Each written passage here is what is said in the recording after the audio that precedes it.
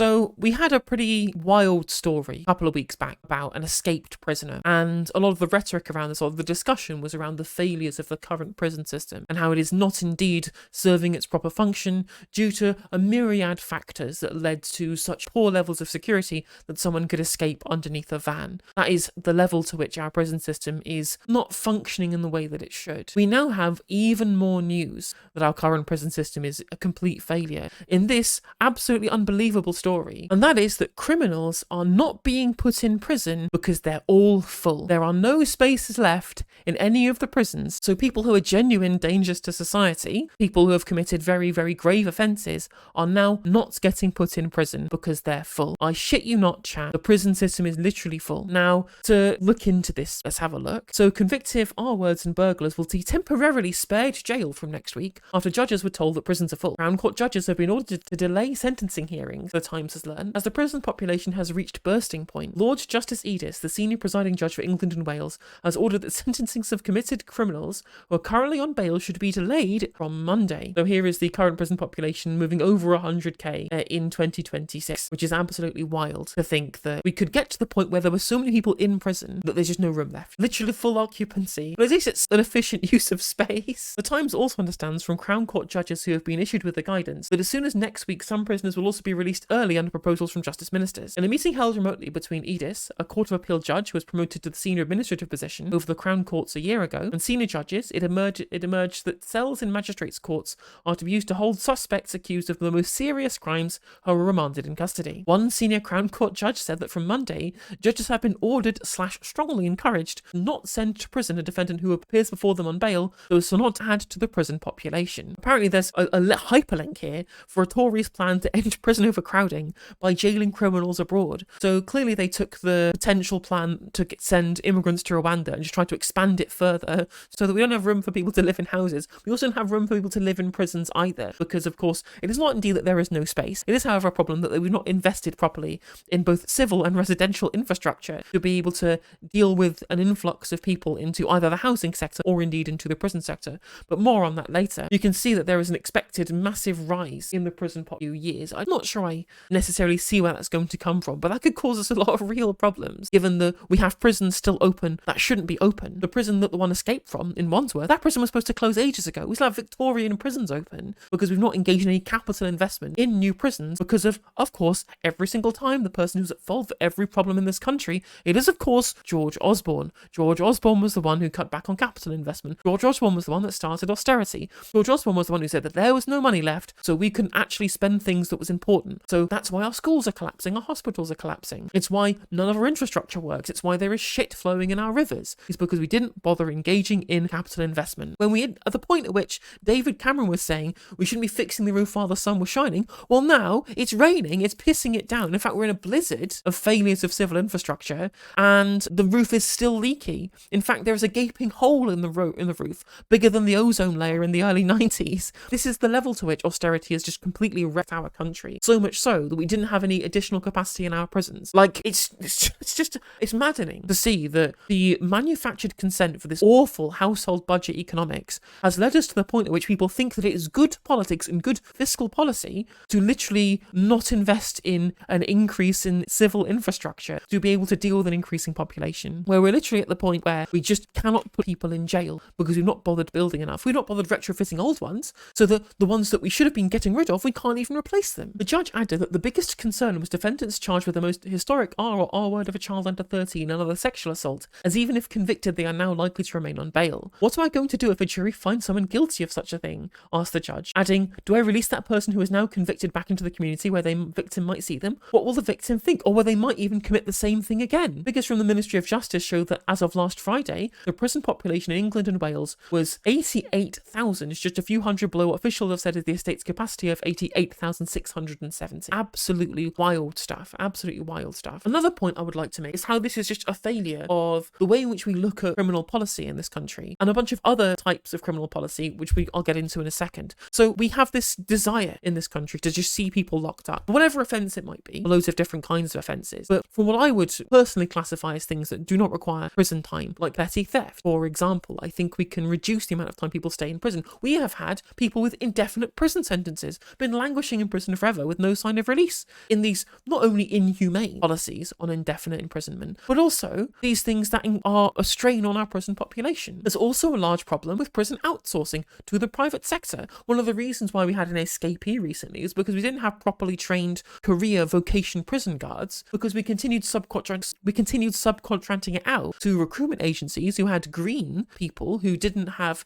the proper long-term engagement with the system to try and save money, or trying to not even save money, but save government and state time from doing this by palming it off onto someone in the private sector to do it. And this has been a gigantic failure in having well-working prisons, or seeing private investment in the privately run prisons from places like G4S and Serco, who've done a poor job at making sure these things continue to increase the capacity they need through capital investment, which has failed in both state and in private prisons, no less. And if you look at this right here, a gigantic proportion of our prison population are people who have engaged in narcotics consumption or narcotics selling, right? That's over 10,000. That is 1/8 of the prison population, which is now at maximum capacity. Distribution, that's a good word, Adam B. Twitch TV, thank you. Yeah, engaged in narcotics distribution. Can we finally admit that the war on narcotics has failed? Can we finally admit that this was a terrible policy to begin with? It's massively increased our prison population. It's had a massive black market that's increased to loads of things like criminal gangs that have undercut the fact that it's been banned. We continually try and legislate on this stuff with no possible success. It's created a problem in terms of healthcare for these things as well. We spend loads of state money on dealing with the health problems, dealing with the crime problems, both for the actual offences themselves, for the space in prisons to be able to put them in as well, which we're now seeing the poor results of right now. And on top of that, we also have to pay for the policing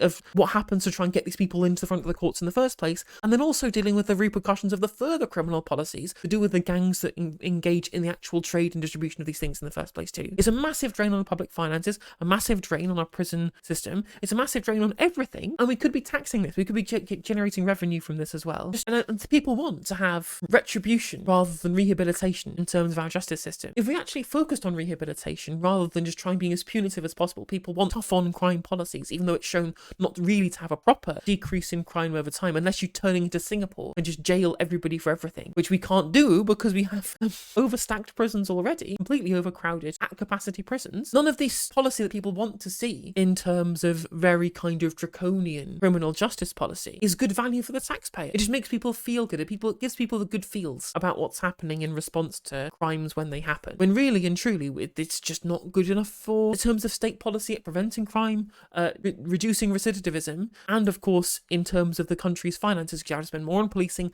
more on prison population, more on the courts, more on having to control all of the other external factors that come from criminalizing things such as narcotics. It's a gigantic, huge failure. And now, as a result of this, we're left with potential criminals just walking along the streets or not have anywhere to go, having their sentence being delayed in terms of whether they need to go in prison. People actually genuinely do need to be in prison. Violent criminals, people who've engaged in SA. All of these people, right, they are not getting put in prison when they absolutely should be in prison. Yet we have people who have engaged in petty theft or have engaged in narcotics consumption or distribution who are spending too much time in prison. It's 1/8 of our prison population when there's no reason for them to be there. There's no reason for it at all. And that's taking up space that could have actual people who really should be there. And on top of that, we have huge scores of our police force who are being investigated for the kind of crimes that we have huge amounts of prison population for as well. The whole system is completely broken from lack of training, from lack of investment, from lack of proper culture within the police force. Everything has been completely broken by, of course, it is indeed the same problem as always. It's neoliberalism, and austerity has been the root cause of so many of these issues we've seen throughout this entire segment. And on top of the fact that we don't have the prison population, we also have an issue with a gigantic backlog of cases. We had barristers on strike for a very long time as well because they weren't getting paid enough, which means there's clearly an issue with the amount of pay that's going out to be able to recruit people into these jobs, to be able to get the court cases done. So not only are we waiting ages for people to get into the prisons because there's no space, we're having to wait lots of time for people to actually have the cases heard to get people into queue to go into prisons too. So we have a backlog of people still having their cases heard, a backlog of people going into prisons, and then actually we have a problem with actually having the police on the streets to be able to catch the real criminals who need to get caught, whilst we have a prison full of people who shouldn't be in prison in the first place. And we've had cuts to late as well. I mean, look at this. In the Crown Courts, which hold trials for the most serious criminal offences, continue to struggle with a rising backlog of cases. Now, a record number of nearly 63,000 cases. That's almost as many as the people we have in the prison system. In an attempt to reduce the backlog to 53,000 by March 2025, Justice Ministers have allowed for unlimited judicial sitting days in the Crown Courts, which has resulted in more cases being heard fired and more offenders being convicted. That in turn is piling pressure on the prison service. At his speech to the Conservative Party conference this month, Alex Chalk Casey, the Justice Secretary, announced that his government was in discussions with European countries such as Estonia to rent spare prison cells. Again, because austerity has failed to engage in capital investment, has failed to engage in increasing our infrastructure spending, because we were foolishly lied to that the government's budget was like a household budget, that there was no money left, we couldn't bother investing in this kind of stuff. We're having to spend more money now, more money than we would have done on actually building the prisons in the fucking first place, to rent spare prison cells from other countries. The other side of Europe. Countries the other side of Europe we're having to rent prison cells from at a worse rate than we would get if we just had built the fucking prisons in the fucking first place. Again, austerity is such a gigantic false economy, and we see over and over and over again every single turn that we go in our prisons, in our schools, in our hospitals, in our courts, in the basic function of governance. And people were told this was fiscal responsibility, that this fiscal profligacy was somehow responsible. And here we are 13 years down the line and everything is falling apart. Nothing functions at all. And you can blame Rishi Sunak, you can blame Liz Truss for the bad things they do. Go ahead, whatever you want to do. But the real problem is always George Osborne. George Osborne's to blame for everything. And as we always go back to with these discussions as well, is that there was a person who did pledge to build more spaces in prisons. It was Boris Johnson, the one man outside of jumbly crumbly concrete who decided that actually maybe that we should build something. Actually, let's actually build something. Let's actually increase the capacity in the state sector. Let's have civil infrastructure being built by the government, by the state. State expenditure, I say that's not very conservative. I know, right? Boris Johnson was a real outlier on this one. There was a pledge by the government to build 20,000 new prison places by the mid-2020s, which was a key Conservative manifesto pledge at the election, has quietly been dropped. Again, so many things just without any kind of democratic mandate just being dropped, even though they're in the manifesto, because democracy just doesn't matter anymore. And Boris Johnson's legacy as being, as somebody who wanted state investment, is just being completely rolled back by the absolutely neoliberal deficit hawks in the government. Less than half of will have been delivered by March 2025, according to official projections. So far, 5,000 places have been delivered. Plans for 3 new prisons in Lancashire, Leicestershire and Buckinghamshire have all been delayed owing to problems gaining planning permission. Prisons are slowly becoming increasingly reliant on rapid deployment cells, which are swiftly built structures with maximum lifespans of 15 years, cater for newly sentenced or on-remand prisoners, with 1,000 expected to be installed by the end of the year. Labour has pledged to retain the government's ambition and build the extra prison cells promised by the government, but has not said how it intends to overcome planning obstacles. We'll just plough through it. We'll just bulldoze through the planning regulations, get the NIMBYs to like it or lump it. Boris Johnson is turning out to be the best PM we had in 13 years. I don't think it's close. I don't think it's close at all. The man was laughably unfit to be in charge of this country, laughably unfit given the things that he said, the things that he's done, the failure of him during COVID, the absolute apocalyptic failure, the lack of democracy, the proroguing of Parliament, lying to the Queen, all of that stuff, right? Terrible. Even after all of that, he's still the best PM of the last 13 years.